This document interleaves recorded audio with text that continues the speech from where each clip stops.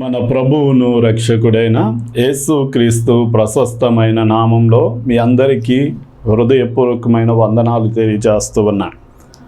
మనం ప్రకటన గ్రంథం 1వ అధ్యాయం 3వ వచనాన్ని చదువుకుందాం. సమయము సమీపించినది గనుక ఈ ప్రవచన వాక్యములు చదువువాడును, వాటిని విని ఇందులో వ్రాయబడిన సంగతులను గైకొను వారును ధన్యులు. ప్రార్థన. తండ్రి, నీకే వందనాలు స్తుతులు చెల్లిస్తున్నాం నాయనా. ఈ సమయమందు నాయన చదవబడిన వాక్యము ద్వారా నాయన ఆ విషయాలలోండి మాతో మా అందరితో నీవు మాట్లాడండి. నీవే నీ ఆత్మ స్వాధీనంలోనికి నన్ను తీసుకుని నీ కంట బోరగా నన్ను వాడుకొని నాయన వింటున్న వారికి ఆశీర్వాదకరమైన సంగతులను మీరు వినిపించండి. మీరు మాట్లాడుతూ ఉండగా నీ స్వరాన్ని విని నిన్ను మహిమపరిచే జీవితం, నిన్ను సంతోషపరిచే జీవితం ప్రతి ఒక్కరికి దయచేయమని యేసు నామంలో అడిగి వేడుకుంటున్నాం తండ్రి. ఆమేన్, ఆమేన్. సరే, మనం సమయము సమీపించింది అని వాక్యము సెలవిస్తూ ఉంది. యేసు క్రీస్తు వారు ఇదిగో నేను త్వరగా వచ్చుచున్నాను అని, అలాగే నా రాకడ సమీపించింది అని, అన్నిటి అంతము సమీపమైంది అని ఆయన అనేక మార్లు తెలియచేస్తూ వచ్చారు. అంటే యేసు ప్రభువుల వారి రాకడ సమీపమైపోయింది కనుక మనమందరము కూడా దేవుని వాక్యాన్ని చదివేవారిగా, వినేవారిగా, ఆ మాటల ప్రకారము జీవించేవారిగా ఉండాలి అన్నదే దేవుని యొక్క చిత్తమై ఉన్నది. ఈ రోజున యేసు ప్రభువుల వారు 2000 సంవత్సరాల కిందటే ఇదిగో నేను త్వరగా వస్తున్నాను అన్నారు. ఇప్పటి వరకు రాలేదు కనుక ఇక రావడం కూడా ఇంకా ఆలస్యం అవుద్ది అని చాలామంది అనుకుంటున్నారు.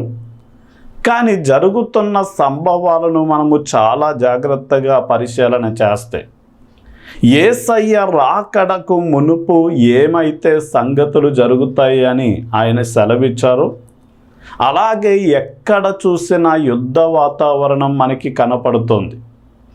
ఒక ప్రక్కన 2 సంవత్సరాలన్నర పైబడి రష్యా ఉక్రెయిన్ మీద యుద్ధం చేస్తుంది. అలాగే ఇశ్రాయేలీలు వారి పొరుగు శత్రువులతో వారు యుద్ధము చేస్తున్నారు. ఎక్కడ చూసినా భారతదేశం మీద సమీప దేశాలు చైనా అయినా పాకిస్తాన్ అయినా ఎప్పుడు యుద్ధానికి కాలు దువ్వుతూ ఉంటాయి. ఇలాగ ఎక్కడ చూసినా యుద్ధ సమాచారాలు మనకి వినపడుతూ ఉన్నాయి.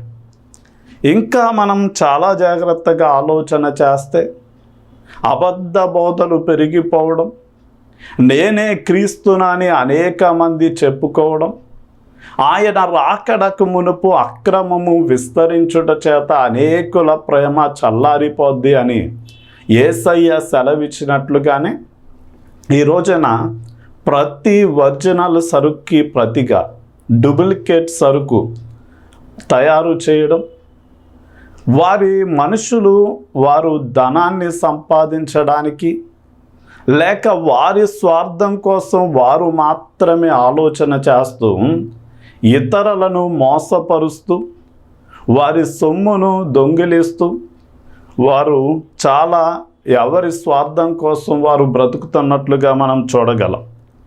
అంటే ఈ సంభవాలన్నిటినీ మనము చూస్తూ ఉంటే యేసయ్య రాకడ అత్యంత సమీపమైపోయిన చివరి దినాలలో మనం ఉన్నాము అని గ్రహించాలి. ఇదేంటండి, యేసయ్య ఇదిగో త్వరగా వస్తానన్నాడు, కానీ ఇంతకాలమైంది, కానీ మనమున్న ఈ తరంలోనే వస్తారా అంటే ఖచ్చితంగా 100కి 100% యేసయ్య రాకడ అత్యంత సమీపమైపోయింది అని ఆయన 4 సూచనలను మాకు దర్శన రీతిలో చూపించారు. ఈ రోజున మనం చాలా జాగ్రత్తగా ఆలోచన చేస్తే ఎవరైనా ఇంకా యేసయ్యను నమ్మి బాప్తిస్మము పొందకపోతే యేసయ్య ఈరోజు రాత్రి రేపో ఎల్లుండో వచ్చేంత సమీపమైపోయింది గనక మనం ఏం చేయాలి అంటే సిద్ధపడాలి. ఒకవేళ నాకు అన్నీ తెలుసు, యేసయ్య ఎప్పుడు వస్తాడో సిద్ధపడదాంలే అనుకుంటే నేను మీ ముందు ఒక 4 విషయాలు ఉంచుతాను. నెలలు నిండుతూ ఉన్న గర్భిణీ స్త్రీకి నొప్పులు ఎప్పుడు వస్తాయో మీకు తెలుసా? లేక మన ఇంటికి దొంగ ఎప్పుడు వస్తాడో మనకు తెలుసా? ఇక మూడవదిగా మనం ఆలోచన చేస్తే, మెరుపు ఆకాశంలో ఏ సమయాన మెరుస్తుందో మనకి తెలుసుంటే, మన కనురెప్ప ఏ సమయంలో కిందకు పడతాదో తెలుసుంటే, యేసయ్య రాకడ కూడా ఎప్పుడు వస్తుందో మనకు తెలుస్తుంది. కానీ గర్భిణీ స్త్రీకి నొప్పులు ఎప్పుడు ప్రారంభమవుతాయో, మన ఇంటికి దొంగ ఎప్పుడు వస్తాడో, లేక కనురెప్ప ఎప్పుడు పడతాదో, తూర్పును కనబడిన మెరుపు పడమర వరకు ఎలాగా అది కనపడతాదో, అలాగే అది మనకు తెలియనట్లుగానే యేసు ప్రభువుల వారి రాక కూడా మనము అనుకొనని గడియలలో, ఊహించని గడియలలో వస్తుంది అన్న విషయం మనం తెలుసుకోవాలి. అందుకనే మనం ఏం చేయాలి అంటే, దేవుడు చేసినవి, ప్రస్తుతం చేయుచున్నవి, ఆయన భవిష్యత్తులో చేయబోయే సంగతులను మనం ఏం చేయాలి అంటే తెలుసుకోవలసిన వారమై ఉన్నాం. అందుకనే ఆయన అంటాడు, సమయము సమీపించింది గనక ఈ ప్రవచన వాక్యములు చదువువాడును వినువాడును, ఇందులో వ్రాయబడిన సంగతులను గైకొనువారును ధన్యులు అన్నాడు. అంటే వాక్యాన్ని ఎందుకు చదవాలి, ఎందుకు వినాలి అంటే, దేవుడు చేసిన, ప్రస్తుతం చేయుచున్న, భవిష్యత్తులో చేయబోయే మనం ఏదైతే తెలుసుకోవాలి అని ఆయన గ్రంథంలో వ్రాయించాడో అవన్నీ కూడా మనము తెలుసుకోవడానికి వాక్యాన్ని మనం ఏం చేయాలి అంటే చదివేవారిగా, వినేవారిగా మనం ఉండాలి. ఉదాహరణకి ఈ రోజున మనం చాలా ప్రాంతాల్లో కొండ చర్యలు పడి ఒక్కో ప్రాంతం కొట్టుకుపోవడం, లేక అధికమైన వర్షపాతం కురిసి వర్షము పడి చాలా ప్రాంతాలు జలమయముగా మారిపోతాం చూస్తుంటే మనకి ఎందుకు ఇలాంటి పరిస్థితులు సంభవిస్తున్నాయో తెలియదు. కానీ మనం దేవుని వాక్యాన్ని చదివినట్లయితే యెహెజ్కేలు గ్రంథం 13వ అధ్యాయం 10 నుండి 13 వచనాలలో దేవుని యొక్క కోపమును బట్టి వర్షము ప్రవాహముగా కురుస్తుంది అని రాయబడింది. అలాగే కొన్ని ప్రాంతాలలో కొండలు రగులుకొని అవి దహించబడడం, కాలిఫోర్నియా లాంటి ప్రాంతాలలో కొన్ని లక్షల ఎకరాల భూమి, పంట భూమి కాలిపోవడం మనం చూసినప్పుడు అలాంటివి ఎందుకు సంభవిస్తున్నాయో, మంటలు ఎందుకు అదుపులోనికి రావట్లేదో మనకు తెలియదు. కానీ ద్వితీయోపదేశకాండం 32వ అధ్యాయం 22వ వచనంలో దేవుని యొక్క కోపమును బట్టి కొండలు రగులుకొంటాయి అని, పంట భూములు దహించబడతాయి అని వాక్యము సెలవిస్తుంది.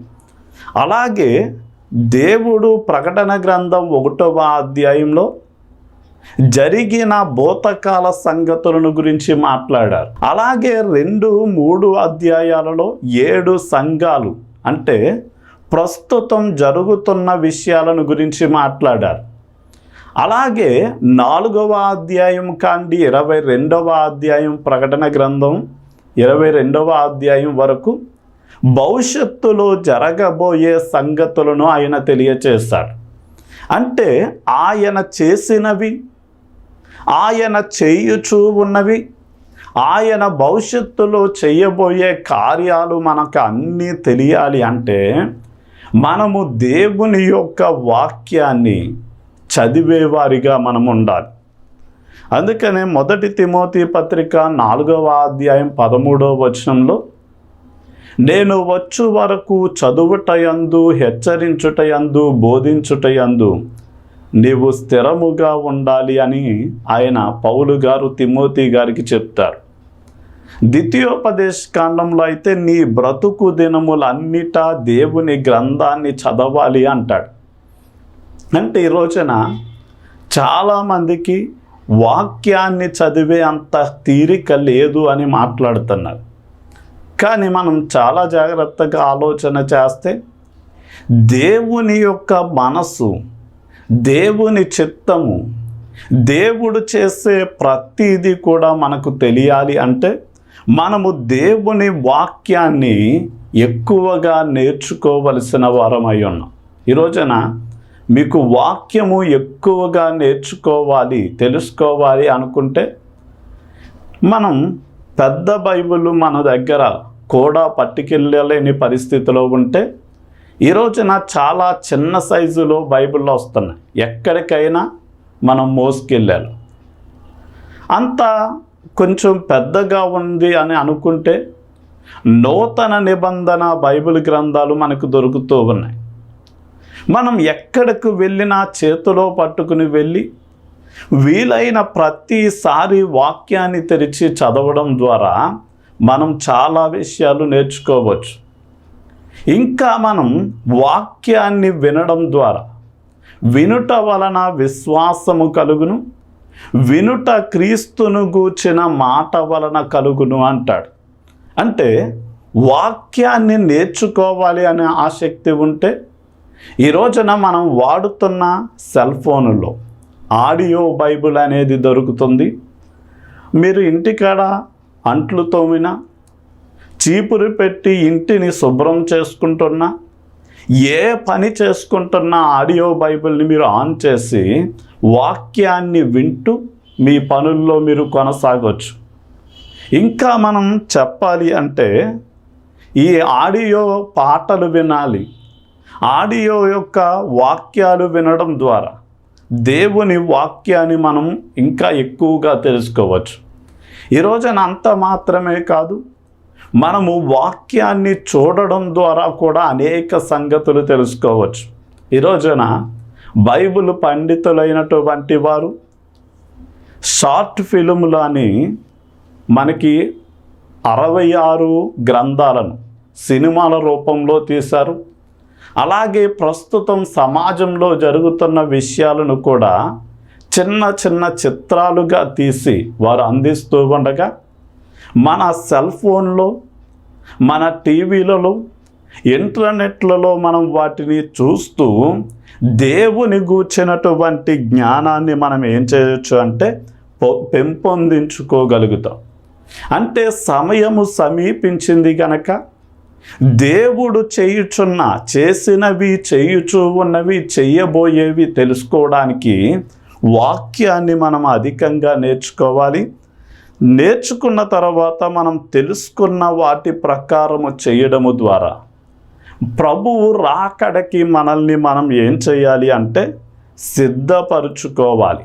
మనం రోమాపత్రిక 13వ అధ్యాయం 11 నుండి 14 వచనాలు చూస్తే మనము నిద్ర మేలుకొనే వేళ అయింది అని, రక్షణ మనకు సమీపముగా ఉంది అని రాయబడింది. అంటే దేవుని రాకడ అత్యంత సమీపమైపోయింది గనక మనము నమ్మి బాప్తిస్మము పొంది దేవుణ్ణి అనుసరించేటటువంటి చివరి సమయంలో మనం ఉన్నాము. ఆ రక్షణ మనకు సమీపించే సమయంలో మనం ఉన్నాం. ఇక 1 పేతురు పత్రిక 4వ అధ్యాయం 7వ వచనంలో అన్నిటి అంతము సమీపించింది గనక మీరు మెలకువగా ఉండండి అన్నాడు. అంటే ఒక రైతు తాను వేసిన పంటను ఆకాశ పక్షులు తినివేయకుండా, లేక పందికొక్కులు, గుంట నక్కలు పాడు చేయకుండా ఆ పొలము చుట్టూ కంచె వేసి మెలకువ కలిగి పంటను కాపాడుకుంటాడు. అలాగే యేసయ్య రాకడ సమీపించింది గనక మనము ఎత్తబడకుండా, అగ్ని ఆరని, ఆత్మ చావని, నిత్య నరకాగ్నిలోనికి వెళ్ళకూడదు. అంటే మెలకువ కలిగి ఇంతకు ముందు మన ప్రార్థనా జీవితం ఎలా ఉంది, ఇప్పుడు అంతకంటే అధికమైందా లేదా అని పరిశీలన చేసుకుని, ఒకవేళ ప్రార్థనా జీవితం తగ్గిపోతే ఇంకా ప్రార్థనా జీవితాన్ని పెంపొందించుకోవాలి. మనము రక్షింపబడిన కొత్తలో లేక నూతన సంవత్సరములోనికి ప్రవేశించే కొత్తలో మనం ఏమనుకుంటాము అంటే, ఇంతకు ముందు సమయం ఎలాగా పోనిచ్చుకున్నాం, కానీ ఇక నుండి డైలీ ప్రార్థన చేయాలి, ప్రతిరోజు వాక్యాన్ని చదవాలి అనుకుంటాం. కానీ ఒకరోజు, 2 రోజులు, 3 రోజులు, వారం, 10 రోజులు, నెలలు చేసిన తర్వాత మెల్లగా ప్రార్థన తగ్గిపోద్ది, వాక్యము చదవడం కూడా తగ్గిపోద్ది. అలాంటి సమయంలో ఇంతకుముందు మనము దేవుని వాక్యాన్ని ఎంతగా ప్రేమించి చదివామో, ఇప్పుడు ఎందుకు చదవలేని పరిస్థితిలోనికి వెళ్ళాము పరిశీలన చేసుకుని, ప్రార్థన వాక్య ధ్యానము తగ్గిపోతే మరలా మనము ప్రార్థన చేయడం, వాక్యము చదవడానికి మరింత ప్రాధాన్యతను మనం ఇవ్వాలి. అలాగే హెబ్రీ పత్రిక 10వ అధ్యాయం 25వ వచనాన్ని మనం చూస్తే, ఆ దినము సమీపించుట మీరు చూచు కొలది మరి ఎక్కువగా సమాజముగా కూడుకొనండి అంటాడు. అంటే హెబ్రీ పత్రిక రాయబడుతూ ఉండే సమయానికి చాలామంది క్రైస్తవులు అనబడిన వారే దేవుని మందిరాన్ని నిర్లక్ష్యము చేస్తూ వారికి నచ్చినట్లుగా తోచినట్లుగా బ్రతుకుతూ ఉంటే, అలాంటి వారిని చూసినటువంటి భక్తుడు లేక పరిశుద్ధాత్మ దేవుడు వారిని హెచ్చరిస్తున్నాడు. ఆ దినము సమీపించుట మీరు చూచుకొలది. ఆ దినము అంటే యేసు ప్రభువుల వారి రాక సమీపించుట నీవు చూచుకొలది. నీవేం చేయమంటున్నాడు అంటే, మరి ఎక్కువగా సమాజముగా కూడుకొనాలి అంటాడు. ఈ రోజున చాలామంది కూడా సహవాసమును చేయడం, మందిరానికి వెళ్ళడం నిర్లక్ష్యం చేస్తున్నారు.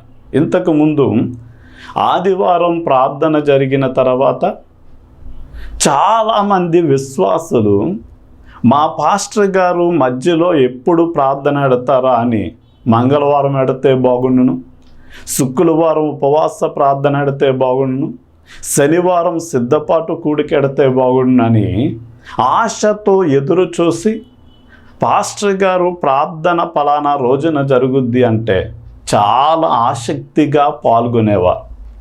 కానీ ఈ రోజున ఆదివారం నుండి మరలా వచ్చే ఆదివారం వరకు మందిరంలో జరిగే ఏ కార్యక్రమాలకు పాల్గొనక పోగా, ఆదివారం 11 నుండి 1 గంట వరకు ప్రార్థన అంటే పాస్టర్ గారు 11ంటికల్లానే మందిరంలోనికి వచ్చి ప్రార్థన చేసి పాటలు ప్రారంభిస్తే విశ్వాసులు తాయితీగా ప్రారంభ ప్రార్థన అయిపోయి పాటలు ప్రార్థన అయ్యి ఆరాధన అయిన తర్వాత వాక్యము బోధించే 12 గంటలకల్లా రావడం, ఆ 1 గంట వాక్యాన్ని వినేసి మరలా తొందరగా ఇంటికి వెళ్ళిపోవడానికి చూసుకుంటున్నారు. అంటే వారంలో ఎంత సమయం దేవునికి ఇవ్వడానికి ఇష్టపడుతున్నారు అంటే కేవలం 1 గంట సమయం మాత్రమే. మందిరానికి వెళ్ళే అలవాటు ఉంది గనక, లేక వెళ్ళాలని వెళ్తాం తప్ప ఆసక్తి కోల్పోయిన వారిగా ఉన్నారు. కానీ పౌలు భక్తుడు అంటాడు, ఆసక్తి విషయంలో మాంద్యులు కాక ఆత్మయందు తీవ్రత కలిగి ప్రభువుని సేవించండి అంటాడు. అంటే ఆది సంఘము ఎలా ప్రతి దినము ఇంటింటా దేవాలయంలో కూడుకొని వారు కలిసి ప్రార్థించారు, వారు కలిసి పాటలు పాడి స్తుతించారు, వారు కలిసి వాక్యాన్ని నేర్చుకున్నారు, వారు కలిసి సువార్తను ప్రకటించారు, వారు కలిసి ఇతరుల అవసరాలను తీర్చినట్లుగా మనము కూడా ప్రతి దినము వీలైతే వీలైన ప్రతిసారి మందిరంలో జరిగే ప్రతి కార్యక్రమానికి పాల్గొనడానికి మనం సిద్ధపడాలి. ఎందుకంటే ప్రభువు రాకడ అత్యంత సమీపమైపోయిన రోజుల్లో మనం ఉంటున్నాం. మనం యాకోబు పత్రిక 5వ అధ్యాయం 8 నుండి 10 వచనాలు చూస్తే, ప్రభువు రాకడ అత్యంత సమీపమైపోయిన దినాలలో ఉన్న మనం శ్రమలను అనుభవించడానికి మనము సిద్ధపడాలి. మనం ఈ రోజున పాత నిబంధన ప్రవక్తలను ఎందుకు ఆదర్శవంతులుగా తీసుకోమన్నాడు అంటే, అబ్రాహాములాగా గొర్రెలు గొడ్డులు దాసదాసీలు వెండి బంగారాలు కలిగి నేను కూడా అలా అయిపోవాలి అని తీసుకోవడం కాదు. యోబు లాంటి భక్తుణ్ణి చూసినప్పుడు ఎన్ని శ్రమలు బాధలు వచ్చినా కానీ దేవుణ్ణి విడిచిపెట్టకుండా ఎంత నమ్మకంగా జీవించాడో, మనము కూడా శ్రమలను అనుభవించడానికి భక్తులైనటువంటి వారిని ఆదర్శవంతులుగా తీసుకుని మనము కూడా శ్రమలు అనుభవించి దేవుని రాజ్యంలో ప్రవేశించడానికి సిద్ధపడాలి. ఈ రోజున సిలువ లేకుండా సింహాసనము లేదు అన్న విషయాన్ని మనం గ్రహించాలి. అందుకనే యేసయ్య తన ముందున్న నిందలు అవమానాలను సహించి భరించి ఆయన సిలువ అనే దగ్గర నుండి తండ్రి కుడిపార్శ్వమున సింహాసనాసీనుడు అయ్యే స్థానానికి ఎక్కాడు.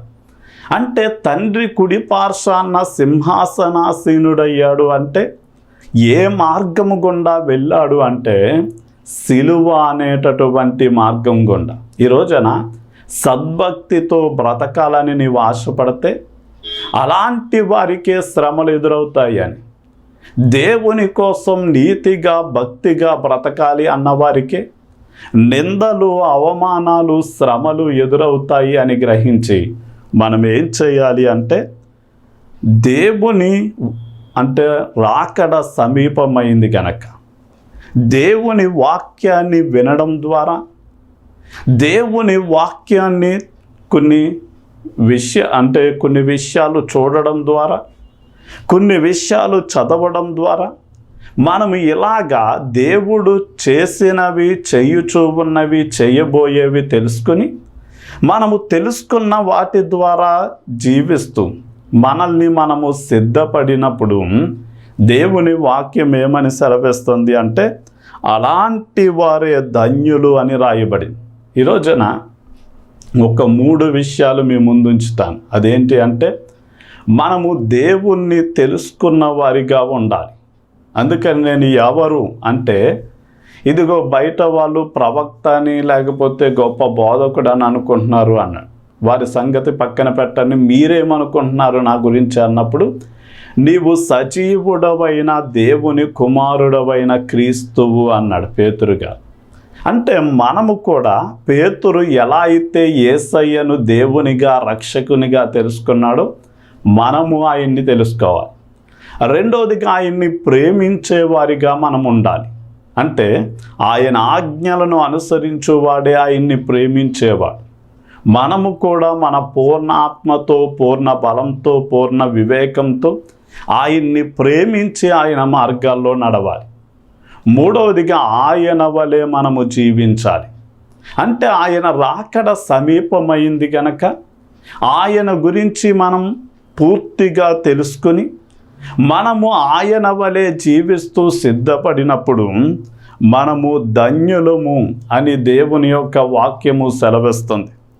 ఉదాహరణకి ఒక రోజున యేసయ్య చేసే కార్యాలను చూసిన స్త్రీ, ఆమె అంటది, నీవు త్రాగిన స్తన్యములు ధన్యములయ్యున్నాయి. అంటే నీకు జన్మనిచ్చిన తల్లి ఆమె ఎంతో ధన్యురాలు అని మాట్లాడి, అప్పుడు ఆయన అంటాడు, అది నిజమే, కానీ పరలోకమందున్న నా తండ్రి చిత్తము నెరవేర్చేవారు ఇదిగో నా తల్లి కంటే నా సహోదరుల కంటే మరీ ధన్యులు అన్నాడు.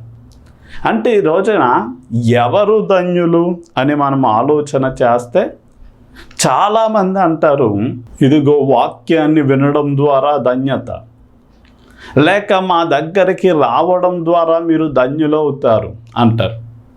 కానీ వాక్యము ఎవరిని ధన్యులు అంటుంది అంటే, ఎవరైతే వాక్యాన్ని విని ఆ వాక్య ప్రకారము జీవిస్తారో అలాంటి వారే ధన్యులు.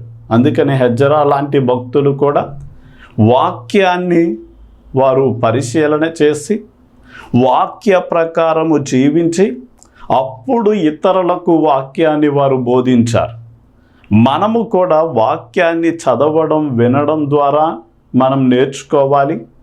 విన్న వాక్య ప్రకారము మనము జీవిస్తూ మనల్ని మనము సిద్ధపరచుకోవాలి. అప్పుడు మూడవదిగా మనం ఇతరులకు నేర్పించగలిగిన అర్హులుగా మనం మార్చబడతాం. అలాంటి వారు మాత్రమే ధన్యులు. కనుక మనం ద్వితీయోపదేశకాండంలో 28వ అధ్యాయం 1 నుండి 14 వచనాల వరకు ఎవరైతే వాక్యాన్ని ప్రకారము జీవిస్తారో అలాంటి వారి మీదకి వచ్చే దీవెనలు రాయబడ్డాయి.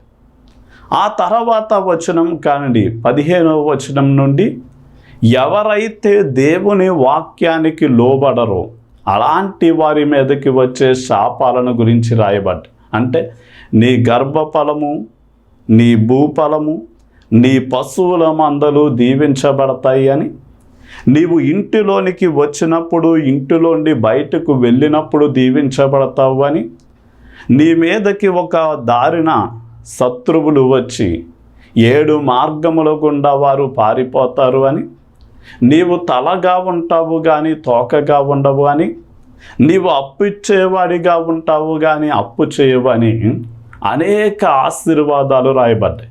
పాత నిబంధనలో శరీర సంబంధమైన ఆశీర్వాదాలు చెప్పిన, నూతన నిబంధనలో మనకి ఆత్మ సంబంధమైన ఆశీర్వాదాలు చెప్పిన, వీటిని మనం అనుభవించాలి అంటే వాక్యాన్ని మనం నేర్చుకుని వాక్య ప్రకారము జీవించి మనల్ని మనము సిద్ధపరుచుకున్నప్పుడు మాత్రమే మనము దేవుని చేత శారీర ఆత్మీయమైన మేలులు పొందుతామని చెప్తూ నా మాటలు ముగిస్తూ ఉన్నాను. ప్రార్థన. తండ్రి, నీకే వందనాలు స్తుతులు చెల్లిస్తున్నాం నాయన. ఎవరైతే ఈ మాటలు వింటూ ఉన్నారో నీ రాకడ అత్యంత సమీపమైపోయింది.